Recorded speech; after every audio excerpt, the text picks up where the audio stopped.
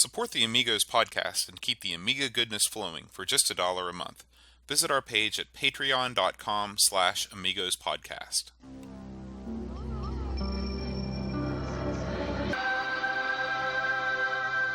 Amiga, the first personal computer that gives you a creative edge. Amigos, the podcast about everything Amiga. Amigos is a proud member of the Throwback Network, your home for quality retro podcasts. And now, here are your hosts, Aaron Dowdy and John Bodovkar Schaller. All right. Hi, everybody. Welcome to Amigos. I'm John. And I'm Aaron. And today we have a very special guest with us. We have Sven. And Sven, I don't know your last name. Would you like to give it to us? Yeah, I think it's a little bit hard to spell. It's called Fössing. Yeah, we'll let you say that. Yeah, it's have the Ö inside, which is more Okay. from European countries. So Fössing, it's nothing special. So that's my last name. Yes, but I'm really happy to be here on your show, guys. Hey, it's great to have you. Yeah. So, Sven, you're gonna you work for Cinemaware, and we are huge Cinemaware fans. Oh yeah. But before we get into that, what is your history with the Amiga? Have you been an Amiga user for a long time? Yeah, sure. This was my I think it was my third computer. I started with the Commodore C16. That was There it is. Someone had one. yeah, it was me here. Yeah, it was very popular in Germany. Really? Yeah, it was one really computer that was not so expensive. And like my parents, also other parents bought it to children. We said, okay, maybe it's just an idea, so we don't pay much for a Commodore C64 and see what happens. And if you don't use it after a couple of weeks, so it's not so Right. such a big deal. Okay, it was not a big success, but I think it was very popular because a lot of my friends got one. And then I moved on to the Commodore C64. And after this, and was my when I was 14 years old, it was in 1990. And then I bought my Amiga 500, and that was just really funny part of it. It was a set from the Amiga 500 with RAM extension, so you have 1 megabyte, and there was games in it, 3 games, and there was a Cinemaware package. It was Wings, and it came from the desert and Armfits. You got lucky with that's a good pack-in. It was It's really good. Wings is outstanding, and it came from the desert. It's obviously great too. Yeah, and this was my first own Amiga, and I had it for a really long time.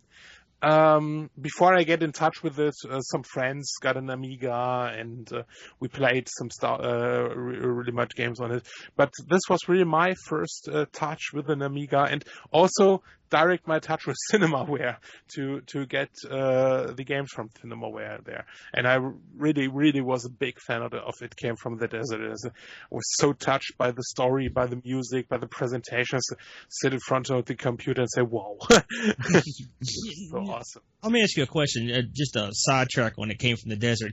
That game was based on like old 50s, radiated creature horror stories from our old drive-ins. Was that stuff big over there? I mean, did that translate over there to? Did you know where it came from, or? At this time, not. I was a 14-year-old guy, so a kid. I was not so in this movies, in this old movies at this time. Mm-hmm. It came from the desert, based really much more on them. On yes. This movie, and it's also funny because the sentence which it starts with the deserts unchanged for million of years. It's also you can also hear this sentence in the them trailer. Really? Yeah, it's same thing. And at this time, I was not so into this kind of movies. I was, as I said, I was 14 years old. I watched Rambo and Michael Dudikoff movies, so it was not so quality. So, but we have a very good movie history here in Germany. Also, we have very good synchronization, dubbing of movies, which is from the quality one of the best worldwide, from the sound quality and the dubbing quality. So yes, we know also these old movies, all the horror movies. Like Tarantula, that are also classics here in Germany. But at this time, as I said before, I watched more the action movies. Yeah, you were more into Stallone than... Jean-Claude Van Damme and, oh my God. Oh, yeah. Now, when you... I guess, of course, there was no way of knowing, when you got that Amiga and the pack-in games that you would one day be working for that very company. How did you end up working at Cinemaware? That is very funny. It's a couple of years ago. I need to explain little bit the history of Cinemaware. Okay. Cinemaware was gone bankrupt. At the end of the 80s, 90s. So many games where the license will go to other companies or fall apart. So and I think at the end of the 90s, Lars Fucken-Batista, he bought all the license back and funded Cinemaware again. And at the beginning of the 2000, there was again some remastered editions from Defender of the Crown and the Three Stooges, and also for the PC, Macintosh, PlayStation 1, and then they are thought about to release games for the PlayStation 2. They make some prototypes. I have it's really interesting. I have prototypes here from Wings and King of Chicago for the PlayStation 2. Really? Yeah. Wow. They were never released. Yeah, it's very sad about the King of Chicago, because it was it had things in it. It was like the Mafia game or Right. GTA, but it has also casino modus inside it, which was really new for this time. No one had this in this game. That would be really cool, but yeah, sadly there was no publisher, and so it was never released. And so it gave it a little bit silence, and then I think it was 2010 or 2011. And again, there was Cinemaware. They wrote something in the community and said, "Hey, we have new plans," and wait. And then it was silence, and again, we have new plans, but wait. And at the third time, I wrote a really, really long mail because I tried to get in touch with them. I said, "Hey, maybe we can help a little bit or so, something." And I get no response. And then I wrote a mail, a really, really long mail. And it was really upset from my side. And I sent it away and thought, okay, maybe it was not so good to write this. And I thought maybe they write back something like, Stop writing us. Go yeah, away. Go away. But the answer was, hey, Sven, yeah, I can understand you. You're right. Maybe you can help us. And then I helped first on a voluntary basis. Said, okay, I can do this stuff, social media stuff, and all those things. And that was the time we started the first Kickstarter campaign from Wings Director's Cut. Yes. Which really was a train wreck. Oh, really? Yeah, we hit it right through a wall. It was not so good. But we see, okay, this wasn't good. And 1 year later we made the Wings remastered edition, that was a success. Yeah, and that was the time. So I got more involved in the team. Now, And what about, there are so many Kickstarters that attempt to do what, Wings did. And, I remember I think there was a Shadowrun Kickstarter. And what were the things that you did differently that second time around versus the first time that allowed that Kickstarter to be successful? First, I think the first video was too professional. That I think, because many seen this video, they seen the narrator was Sarah, really great woman and actress, and I think many thought, okay, this is a really professional video, so why do they need our money? Right, that makes sense. And also, maybe the amount for the game was too high. It was $350,000, the main target. Mm-hmm. And I think that also the communication, we didn't start to make communication before. We didn't build up a fan base. So I think when we started this campaign, we got our 700, 600 Facebook fans. When we did it a year later, we had have about 7,000 Facebook fans. So that was a really big difference. In this time, we will really build a community to catch up and to pick up. And that was, I think, one of the main reasons. The other thing is now that we, in the second campaign, we made a playable demo later, so you could play the game.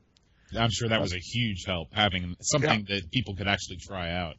Yeah, and this is, I think, one of the main reasons this campaign was successful, and also we get a publisher for this.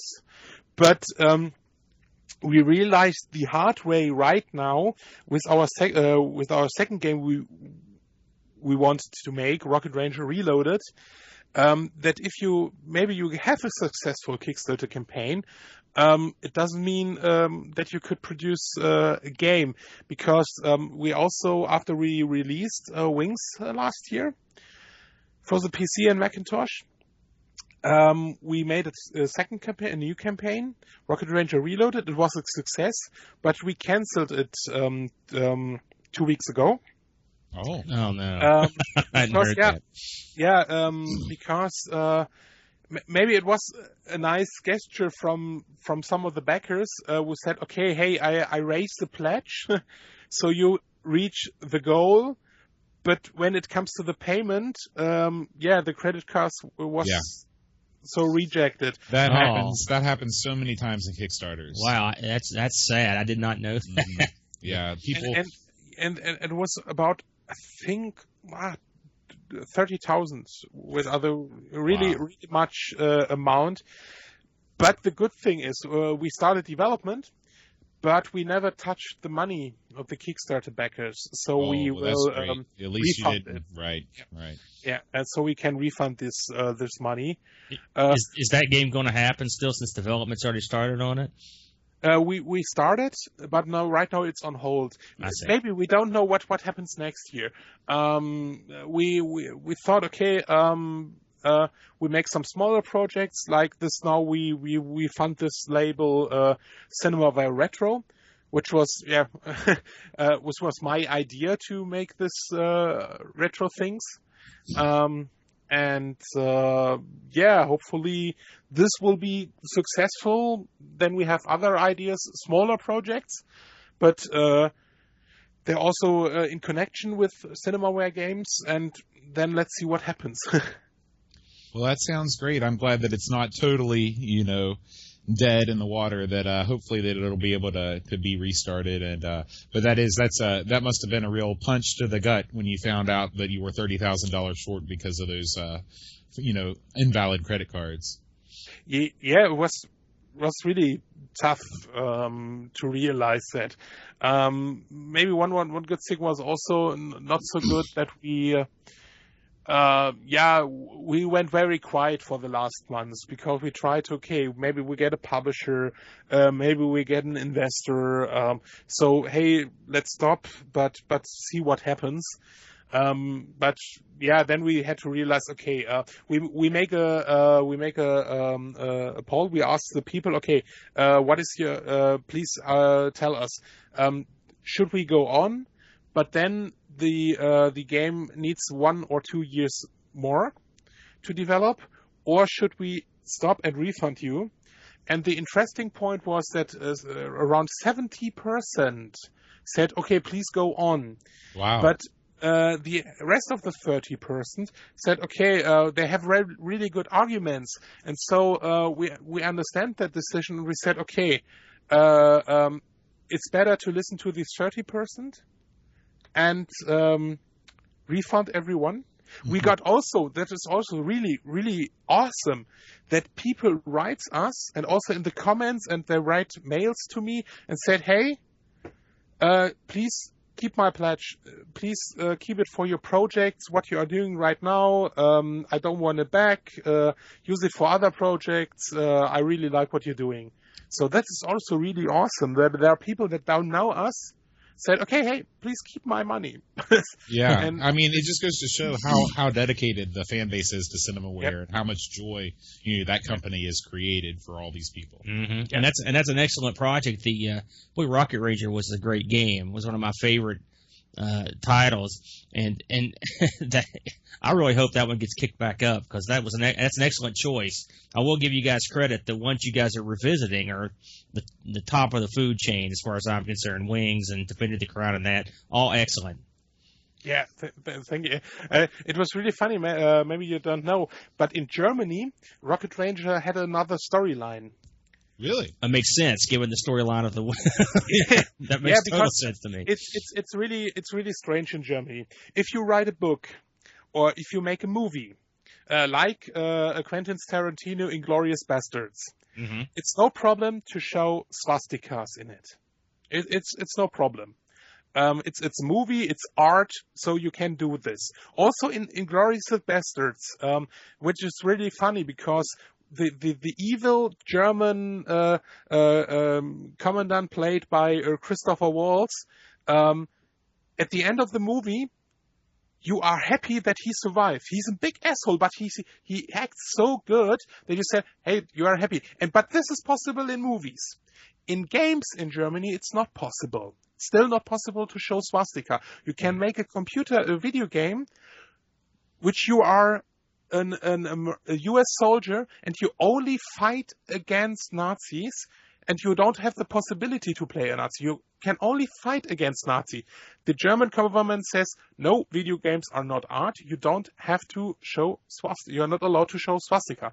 The Wolfenstein games right now, they have no swastika in it. The storyline is written a little bit different, but it's better picked up the history. It's still you fight against the evil German, but in Rocket Ranger it was really funny. It was completely an alien story. So you have it was how they are called in Germany, Leutonia. You fight against the Leutonia. In this Second World War, and it's so you have Leutonia aliens in SS uniforms. It's really makes no sense. And the really funny thing, even this version was specially made for Germany.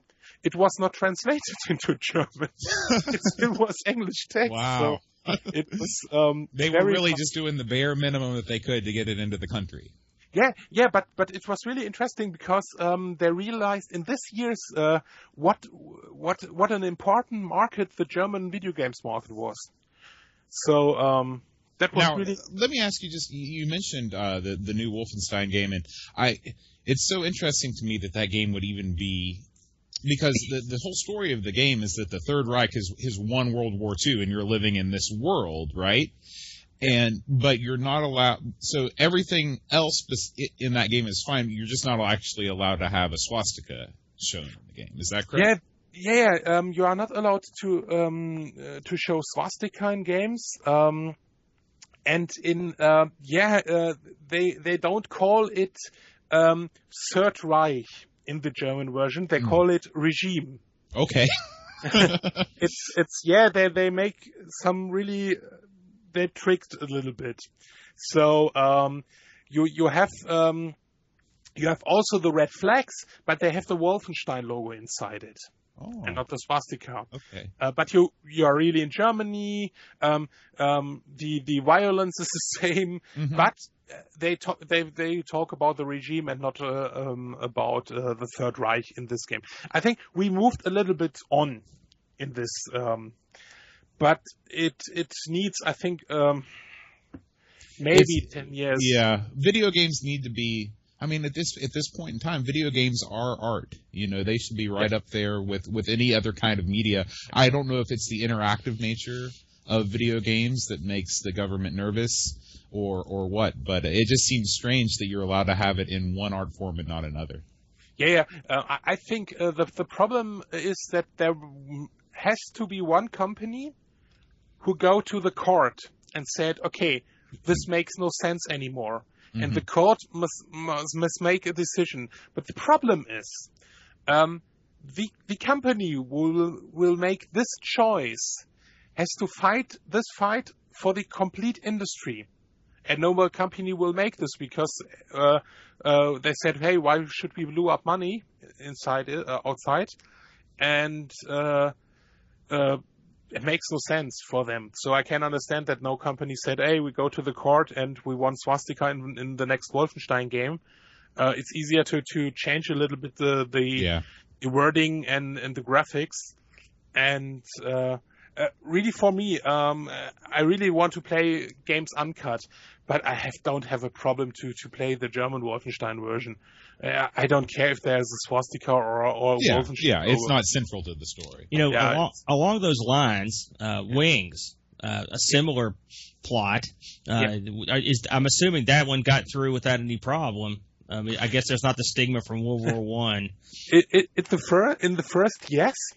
There was no problem with logo swastika, but it was I don't have the word for in the English word. It was not censored because it was you were not allowed to sell this game openly. You are only allowed to sell this game under the desk. If you are 18 years or older, then you can could bought Wings. It's called indiziert in Germany. You can, as a normal German,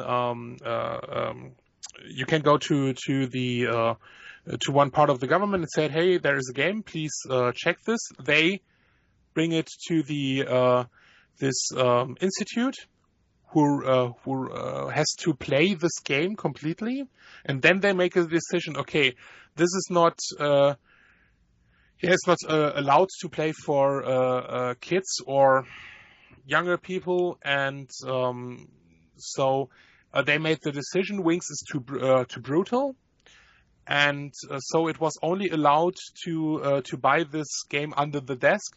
And also, Cinemaware was not allowed to make to print commercials in magazines. So it was, really realized under the radar. Today we are a little bit we are gone further with that, because now we have a rating for video games, and if there is a rating decision that says, okay, this game is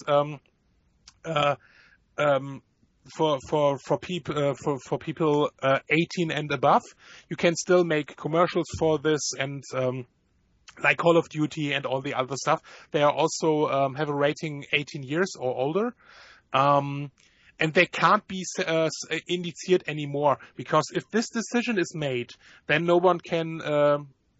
It's not possible to censor this game after this. And Wings was. Got this process, but as when Lars bought the rights back in 2000 or 1999, and he wants to release Wings for the Game Boy Advanced, a new edition, which is also really has a really interesting thing in it because it has a German campaign also in it. It's the only Wings that you can also play the German side, and for this he goes back to the court and said, okay, this game was initiated 12 years ago. Please check it again. They checked it and it was moved down this list. Normally, it has to be waiting 25 years. Then it was removed from the list. But you can go to the to this institute and say, hey, please check this. You have to pay for it. Sure, you have to pay. I think about 3,000 euros. They check it again. That is that's hefty. Yeah, that's really and they check it again, and then maybe they make this decision and said, okay, it makes no sense that this still indicated as a centered, so you can sell it anymore. So Wings is not on this list anymore, and yeah. It's crazy to think that Wings, the original Wings, was on a censorship list. I mean, when you play it, I played it. I was a younger fellow at the time, but it's like a history lesson in a lot of ways. The diary really adds to the. I mean, I learned a lot about the war, and it's even respectful often. I mean, there are slurs thrown out, but I mean, it's often respectful to the Germans, and even like when the Baron is shot down, they talk about throwing a wreath and all this stuff. And it was actually, I thought it was a pretty honest account, I guess, of the way it went down. And so I guess now that they've taken it down or off the list, or it makes sense, because I don't know, maybe it was more shocking over there then, but I always thought it was pretty respectful, as opposed to like a Wolfenstein or something where you're, Yeah, sure.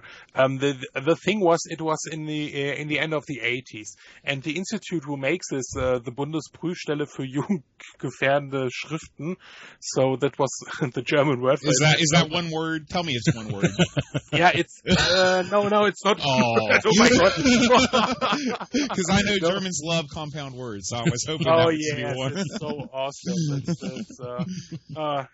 It's really hard for us Germans to learn German.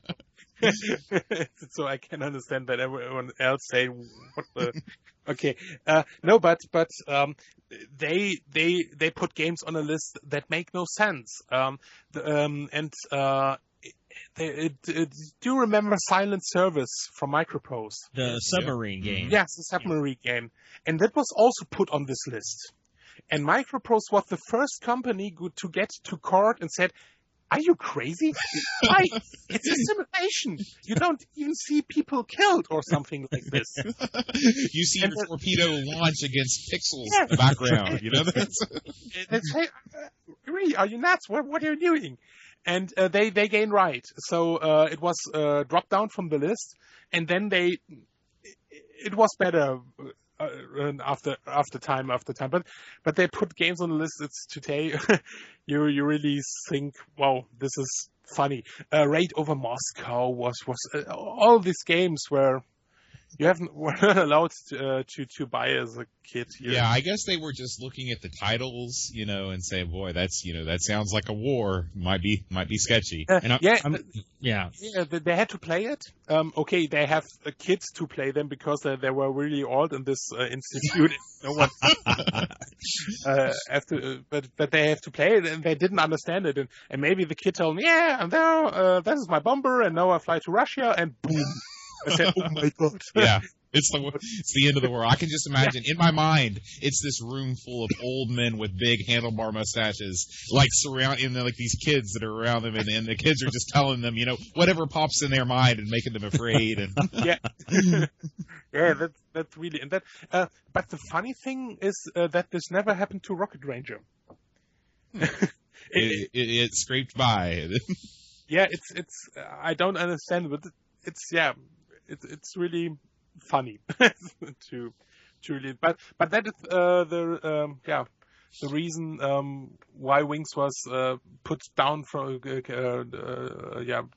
this list into I think at about 2000, and when there was the release of this the Game Boy Advance version, which has the two campaigns, also the German campaigns.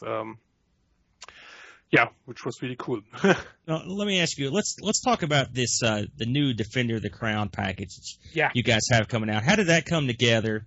And just from what Boat was telling me last week, boy, it sounds like a really awesome package. Can you go into that a little bit? Yeah, sure. It started with another idea. When I get this Cinemaware archive. Last year at the Gamescom, the boss of the company, he came with really two packages from Brazil and gave, here are the Cinemaware games I own, and I got, so you have now the archive and all the stuff. And then I also got a digital package which was with ROMs and other things, and I see, okay, oh wow, there is a Sega Genesis version of It Came from the Desert, and I see, oh okay, there was a game made, an action game from It Came from the Desert for the Sega Genesis after Cinemaware was gone bankruptcy.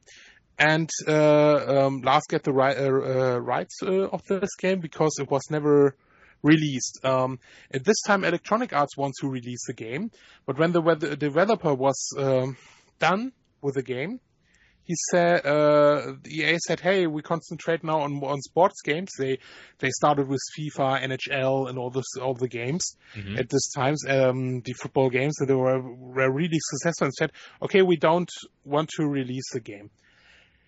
And then I played the game, and I see that Lars released the ROM for free on the internet for download.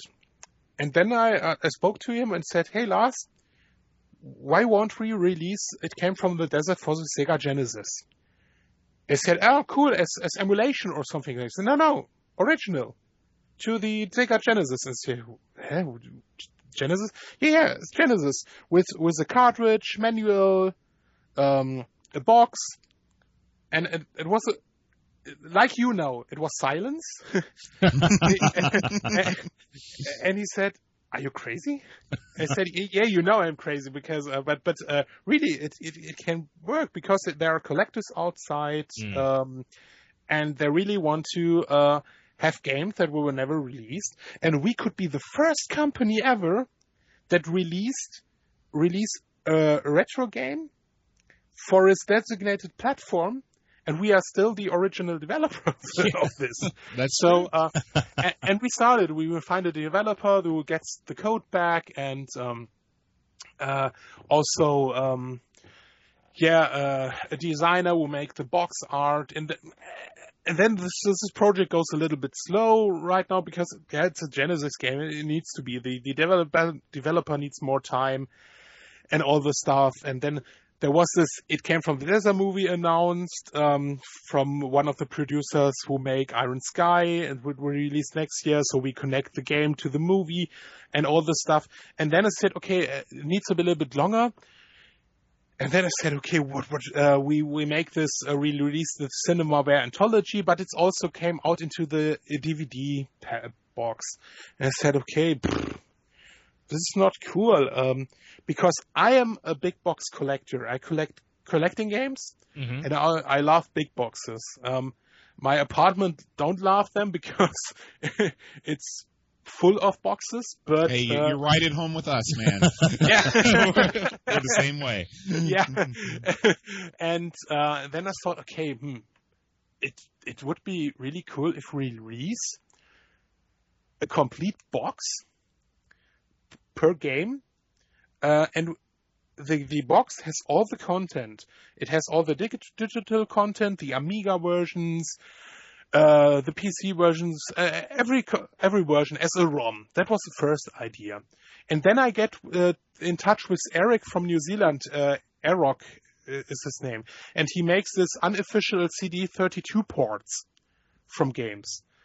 And really? Yeah, that's a niche activity there.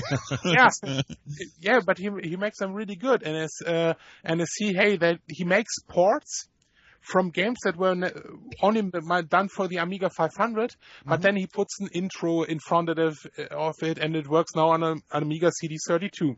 Cool. And I asked him, hey, what do you think about to make an official port? And he said, "Hey, it's no problem. We thought about to release Rocket Ranger first."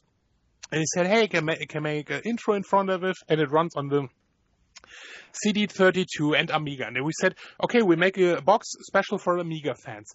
And I said, "Okay, this is a good idea, but we need more because I think we are still a company, so." We have to also earn money. That's the thing of a company. So I said, okay, we have to. It's not good if we sell only 50 boxes. It makes no sense to produce it.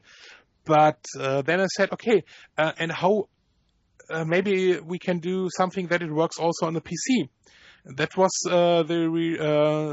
that now that also Cloanto is in the involved in this, because we are getting now the ROM, so and we get FSURE, the emulator. It's license free also for commercial use, and so we can use it.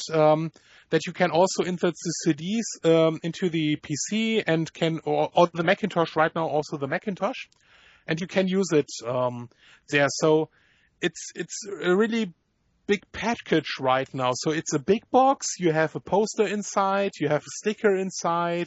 You have 3 postcards inside. And right now, since today, it's sure you have 3 CD-ROMs inside.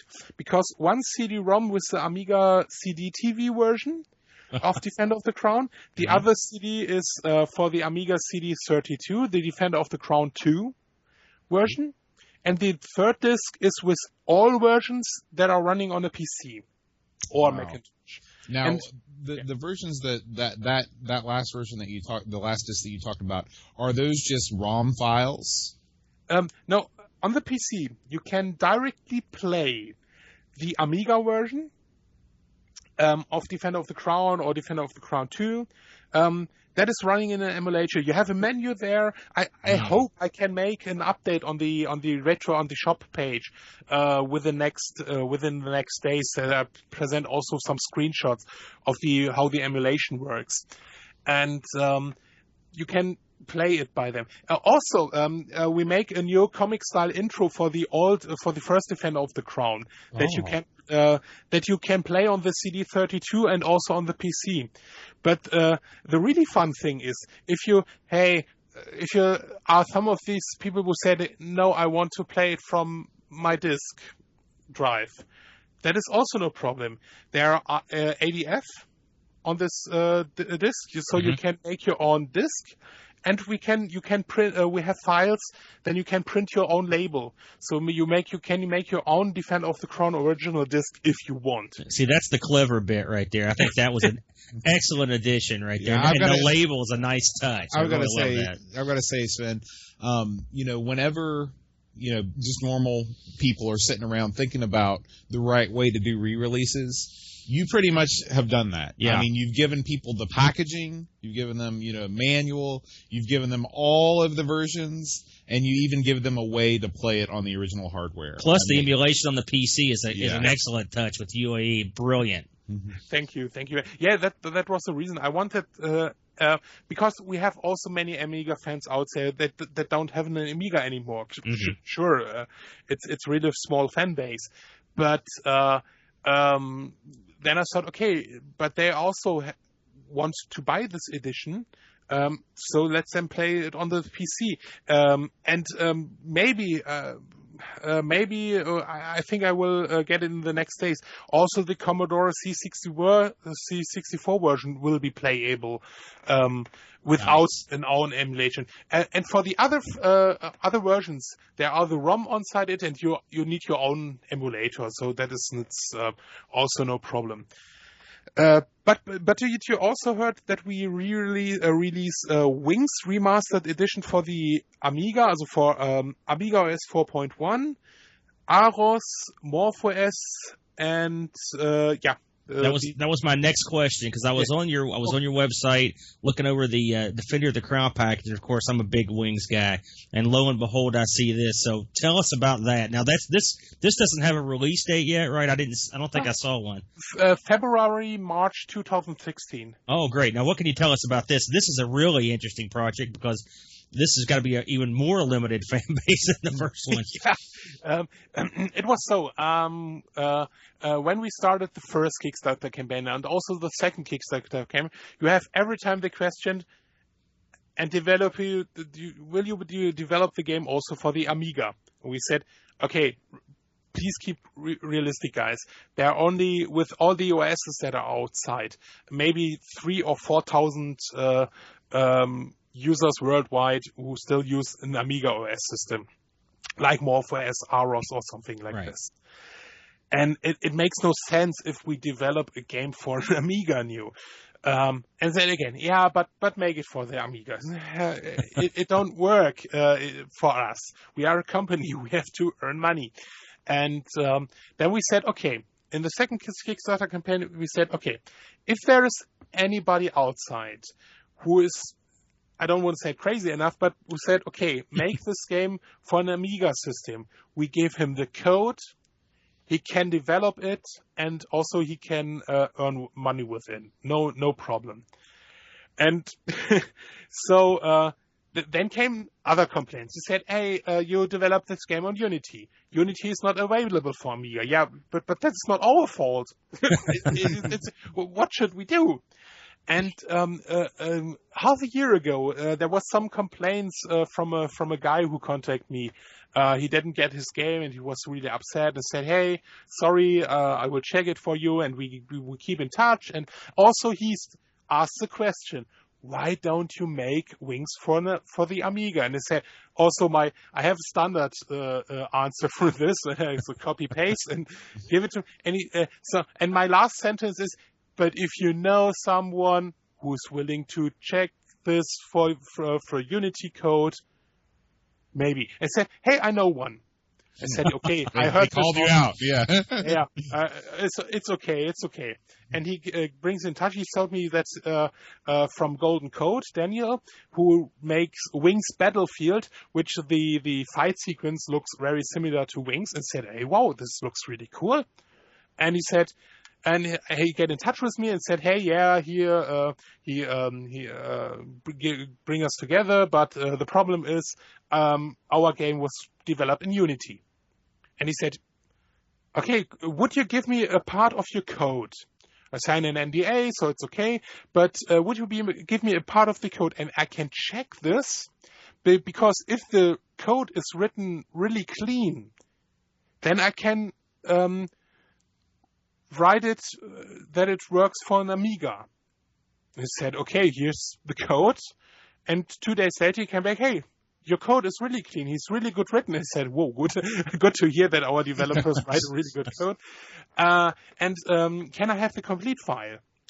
And I said, okay, here's the complete file. The deal is, and that is really special, and that is also one thing I really want that everyone in public get this. This is really a project, Wings Remastered Edition for the Amiga systems, that Cinemaware don't earn a cent, because we make 300 editions, and every money goes to the developer, and also for the boxes or the manual, which it's really expensive to create today, a big box. Yeah. So this is basically a community service for all intents and purposes. It's really a community service, and also Daniel is really a great guy, because he developed demos for all the versions, for all the OS.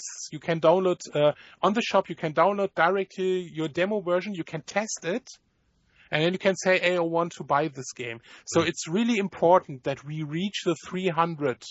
Right now we are at, I think, 130 sold. And we said, okay, at 150, we start the development.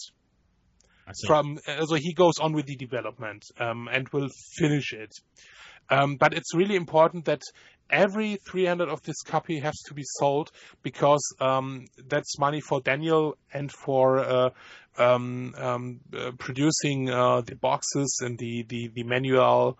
The good thing, I can mix it a little bit up because there are also these boxes that are rewards for the Kickstarter backers, but this is money only that is for Daniel and his artists who make this game happen. And he told me he will check it right now. They make a first test.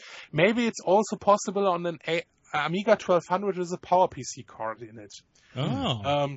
So that could be the next version that will happy. So also, to be realistic, to be honest, also Defender of the Crown is not a game we get rich. But Defender of the Crown, it should be a start of the series. Right now we have also sold 160 versions, or 170, 180 versions. So that one's capped at 500, right? Is that what I read? Are you just going to make 500 of those? Just 500. Is there any chance if that sells out that there might be another run? Nah, no. No, really? Because I have no doubt that that's going to sell out. I mean, I just heard about it last week, and I've already told a bunch of people that are licking their chops. So I'm pretty sure that's going to go pretty quick. I think also because that runs really since 2 weeks. From Friday, it runs 2 weeks.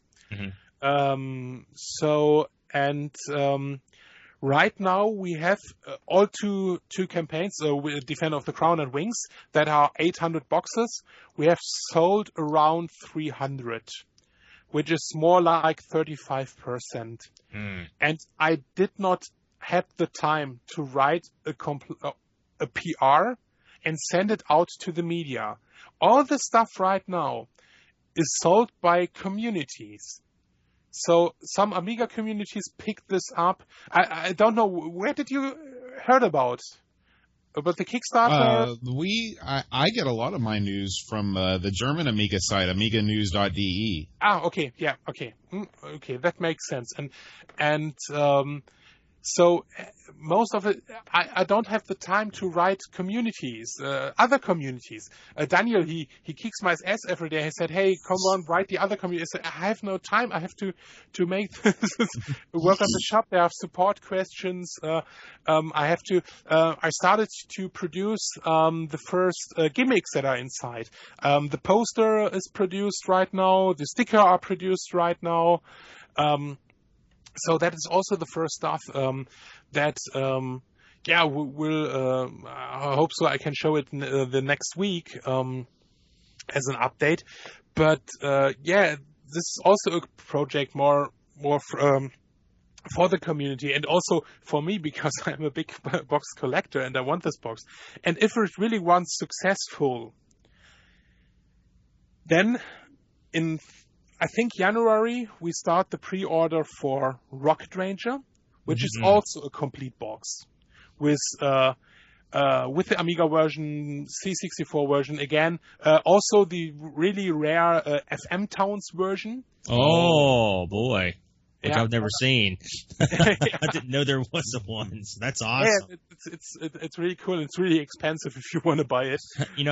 It's funny listening to you talk about this stuff because they've definitely put this property in the right hands. Because only a collector knows what a collector wants. Me and both we collect games and among other things. And the idea of having you've got to have the old school feel of the box with the stuff in it. The postcard stuff doesn't sound like much, but that's what appeals to a collector, And very few people get that. Anyone can put out just a cartridge or whatever, but to put the extras in there, that's the meat, that's the sizzle with the steak, is to get all that stuff in there and all the different versions, like the Towns version. I didn't even know that even existed. Now that really makes me want it. That is the idea that I had. I said, okay, when you want to buy a boxed game, maybe it's a new box, but it has the classic game in it. What do you want? Then I want everything. And I think I want the most of it playable, and so it works. And I said, okay, what is the best box design? We have the Cinemaware boxes in the US and the United States with the sleeves. We have smaller boxes in Europe, But also there were some collection or TV sport boxing that were released in a big box. And I make a poll for the Wings campaign and said, okay, which box do you prefer? And said, would you want the box with the sleeve or the smaller box from Europe? Or do you want something different like Monkey Island or the LucasArts boxes, the classic big box? And the 60% said, hey, we want the classic big box. That is the style. So I said, okay, then we make a classic big box. That's a good choice, too. Yeah, because the bigger the box, the bigger the manual, the more stuff you can put in it. So. Plus, those look great on your shelf. Right, you line them all up, and they just look fantastic. So now now, just to I want to make sure I get this clear to our listeners. So you're taking pre-orders on the Wings Remastered and the Defender of the Crown. Those are both taking pre-orders now. And then you suspect that Rocket Range Eustace will start taking pre-orders in that early next year? Yeah. First, we want to deliver Defender of the Crown. Right.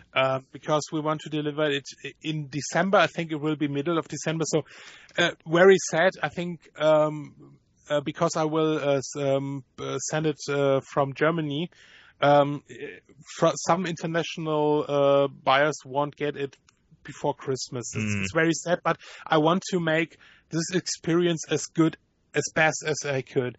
So that was also the decisions to make. First, it was one CD-ROM. Then Eric, my developer, said, maybe we'll make two CD-ROMs so we can separate versions. And then he said yesterday, it would be really cool if we make 3 CD-ROMs. I said, hey, guy, every production of a CD-ROM costs me money and a lot of money. And I said, no. And he said, yeah, I understand. But then he explained everything and said, okay, come on, let's do it. It's the best decision. It's also a cool box.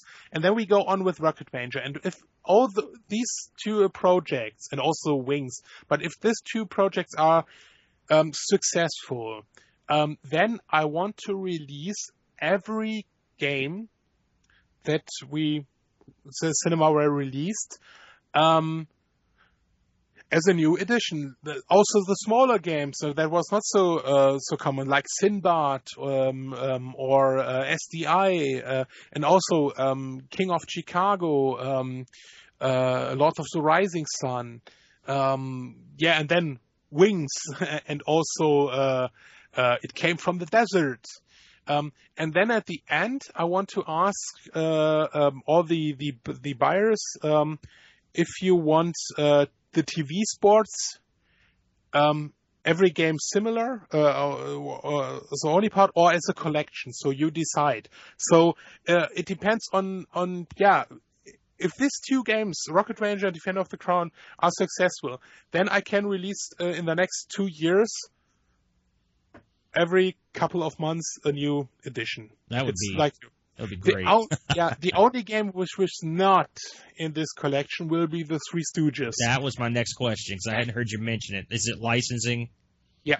Yeah. The Three Stooges is the only game that was licensed by Cinemaware. It's fun fact. Defender of the Crown mentioned Robin Hood in the game. And also the new game was released in 2002, Robin Hood Defender of the Crown. Yeah. But you don't have to buy a license for using the name Robin Hood because it's free, because it's a fictional character. And there is no license. The only thing what I could not allowed to do is make me. If I make a game about Robin Hood, that's no problem. But if I make a game about Robin Hood, Princess of Thieves, and it's similar to the Kevin Costner movie, then I get sued by the movie company. Well, given the performance of that movie, I don't think that's in anyone's best interest. Or in the games. None of those games. Just give all the characters in the game horrible English accents. That was not cool. And that is the problem with the Three Stooges. But if the games are successful, then I will contact the license owner and ask them if it's possible to get a license only for this release and what they want. But I would not take so much that it is possible. I think they want so much money. Really? I don't know it, but that was one of my favorite titles. Love it. And the one thing I think if you, I'm also me and both on pinball machines, and I see occasionally there'll be a Kickstarter up for a licensed pinball machine, and the Kickstarter money is just there to pay the licensee. So I had a feeling that Three Stooges might be the one that gets exempted from this. But hey, that's a nice goal somewhere down the line if everything goes hopefully as well as it will, and people buy these things up. Now let me ask you, aside from the retro stuff, and I don't know how much insight you have into this, is Cinemaware working on any new titles? Is there? I guess my question is, what is the developing force in the Cinemaware company? Are you guys just basically re-releasing the retro stuff? And before you answer that, this also feeds into my next question too. How many people on the original development team from Cinemaware, from classic Cinemaware, are still with the company? Okay, maybe I answer your question first. Then we can go to what is the future of Cinemaware. Okay. Many of the worked before at the original team are not in this business anymore, because and some are also not. They have not so good memories of Cinemaware, and also as said because the company went bankruptcy and there was a lot of trouble with money, and it was not a good ending for this company at the end of the 80s. So many are not so good to talk about Cinemaware, but also many of them have left the business also after Cinemaware. You have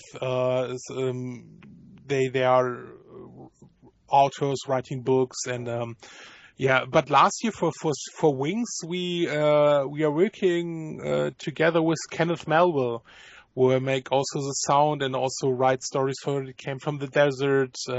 He was really a big mind behind the full motion video games that started. He's also was behind, I think it was Night Trap.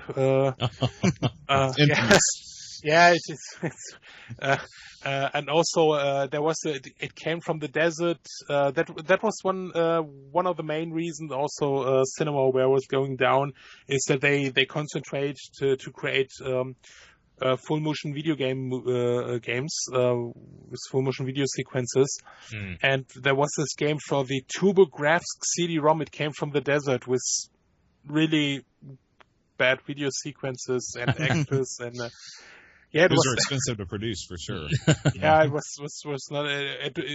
After Cinemaware went bankruptcy, NEC picked it up and released it for the TurboGrafx CD-ROM. I don't know who has this genius idea who said, "Hey, we make games for the TurboGrafx CD-ROM." I think that no one in the 80s heard about this system. So it was definitely not one of the top selling consoles of that generation. In this country, they did pretty well in Japan, I think. Yeah. Yes, PC Engine CD-ROM. Yeah, that was rather a better success. That's really a better success. And so he worked with us, but sadly he passed away last year. That was really sad because we talked in the week, and then Lars mentioned, hey, yeah, he got an operation at the week before the weekend, and at Monday, a friend of Ken called Lars and said, hey, sad news, he died at this, he passed away at this operation. And that was really sad because he was a really nice guy. He made really cool videos for the Wings campaign. It was really cool talking to him. And that was really a sad moment for also for the team. And that you see also that starting of Wings Remastered Edition, that the game is completely dedicated to him. But sometimes we are in touch with some of the old developers, because so much for the Defender of the Crown, it's really possible that John Cutter was not John Cutter, James Sachs wants to write a foreword. For the manual. He said if he finds the time and he finds some words, then he writes it for me. So I can not promise it for 100%, but yeah, it's. I guess you have to Really- think too. Those guys, I mean, those games came out in the mid '80s. It's basically, what is that, 30 years ago? So Yeah. I guess a lot of those guys are pretty long in the tooth by now.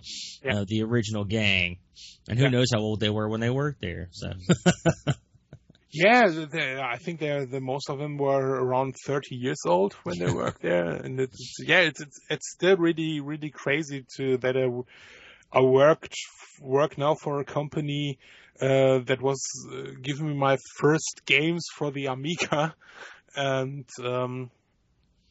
it's really really cool, but it's also really cool reaction. I also go to retro events here in Germany, and also last weekend I was at a retro event, and we play. I bring in my Commodore 64, and we played a little bit, and also again besides me. Someone said to me and told me about a story that I read in a community board. I said, "Hey, you are this guy?" I said, "Yeah. I heard the story you told about Cinemaware that was similar in a community board I read." And I answered. I said, "Oh yeah." I said, "Yeah, I'm Sven from Cinemaware," and people are reacting very crazy because when they realize that I'm from Cinemaware, and I said, "Hey, yeah, but you're in Germany," and she. Yes, because I was born in Germany, but I working for them, and also there was this Amiga 30 event here in Germany, one of the I read about events, that. in Neuss, and there came 2 or 3 people. Okay, I make also some retro shows here in Germany, so sometimes it happens that people come to me, want photos or a signature, but there came people to me and give me their Amigas, and I should sign them. Wow. I said, why I should sign them? He said, yeah, because you are from Cinemaware. I said, yeah, okay. So there were signatures from Petro Chichenko on it, Chris Hülsbeck, and I said, okay, now is Sven Fössing. Right up there with all those guys. Yeah. It's a tribute to how much people really enjoyed Cinemaware's work. I mean, I talked to people over here about it, and everyone's got a real soft spot. It was the presentation, the quality. You know, there's a few companies from back in the day, Psygnosis and Cinemaware, and a few others, Team 17, and you knew when you saw their name on the box, it was quality. Right. Yeah, that is also a thing for our future projects. We want to make new games, but more in the maybe not so retro style like other games. It's a bit retro style, but maybe we think about a new Defender of the Crown, Defender of the Crown 2. Version 2. With more action sequences, but in the graphic style of the classic Defender of the Crown. So a game for a smaller audience with development costs are not so high, but that we can develop it from our own, but not so big games like Wings. It was really tough, and right now. Yeah, maybe it's not the time for big games, because you need a lot of money to produce AAA games right now, and that was Cinemaware produced in this time AAA games. They were really new. They have a big storyline. They have really cool graphics on the Amiga. They have music. They have authors who write really really good stories. And today you have often such this game with good graphics and good storyline, actors in it, famous actors in it, like Kevin Spacey for Call of Duty. Right. You can't pay it. You need millions of dollars to produce a game like this. So we concentrate more on the fan base, and maybe make smaller games. But yes, but for this. Also, the box games have to be a success so that we can move on with this, and then let's see what happens in a half a year or in a year.